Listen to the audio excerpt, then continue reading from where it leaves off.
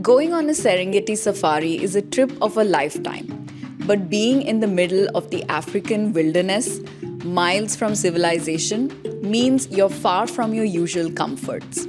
A little bit of preparation is the difference between the adventure of your dreams and a really difficult vacation. Hey everyone, welcome to Golden Flame Travels.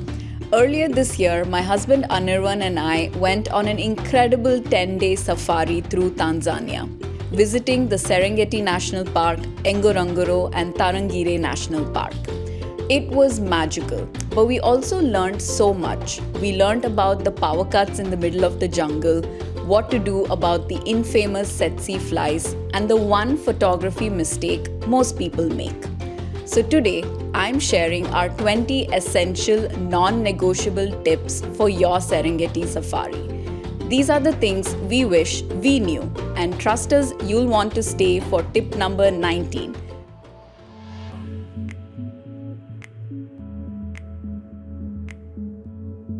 Let's start with tech, because this is what surprises most people. Power in your accommodation sometimes is not guaranteed.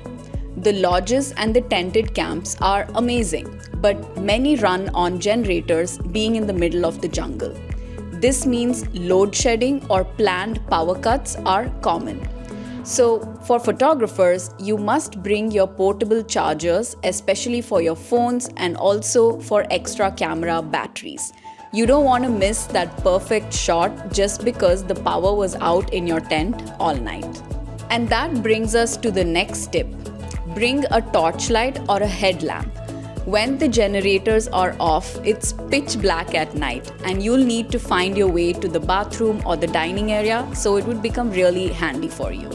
And finally, for connectivity, be prepared to disconnect. The Wi-Fi in the jungle is slow and even non-existent. We bought an eSIM before we arrived in Tanzania, which gave us some network, but really just planned to enjoy the nature. Alright, let's talk about money. Try to avoid card fees. We found that almost every credit card payment at lodges or souvenir shops came with a 3% surcharge, so it's just better to use cash. Which brings us to the next tip. Withdraw cash at the airport.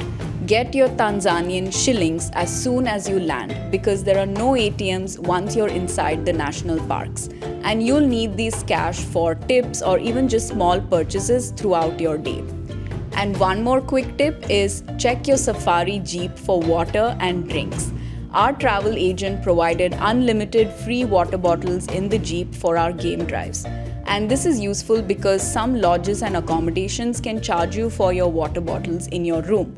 So instead, you can just use the ones which are available in your jeep. Okay, so what do you need to pack for your trip? This is a big one. I would highly suggest carrying bug spray for your safaris. Depending upon the season, you might encounter mosquitoes and tsetse flies, and trust me, you don't want to be bitten by them. And on that note, bring your own toiletries. You're staying in the middle of a jungle and not like your typical city life. So when you go to your accommodation, you might have specific needs like your shampoo, soap, toothpaste. So just make sure to bring it with you. Next is sunscreen. This is a must. You'll be in an open-top jeep for 8 hours a day during your game drives just looking for wildlife. And sunscreen will help protect you from that strong African sun in the afternoons. One thing we were so glad we packed were wet wipes. The dust gets everywhere. Your hands, your face, and especially your camera lens.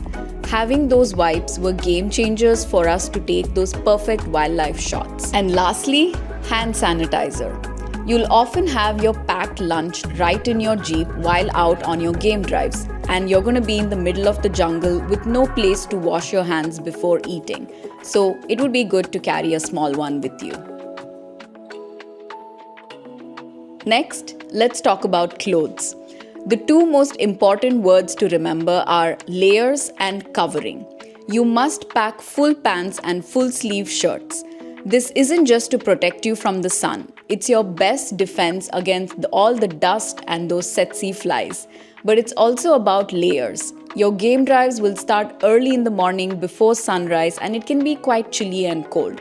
And by the afternoon, it's hot, so wear a t-shirt, a fleece jacket, or even just a light jacket that you can easily take off for the remaining part of your trip. Next, if possible, wear neutral colors on your game drives. Think browns, greens, and beige. Bright colors can startle the animals, and dark colors like blue or black are known to attract those tsetse flies, and trust me, you don't want to deal with them. And finally, carry closed-toe shoes. It gets dusty throughout the day, and it can also be wet and muddy depending upon the weather and the season you're visiting. This is definitely not the place for slippers or open-toed shoes. Also carry an extra pair of shoes because when walking around your tents and lodges, it can often be muddy. I also stepped on buffalo poop and had to dispose my slippers. So try to avoid them and watch your steps when you're walking around. This section is about managing your expectations. Most tents have no AC or heaters. They're designed to be open to nature. So if you're traveling in the cold season, a hot water bag might be a good idea to pack. Next, plan your water usage in the tents.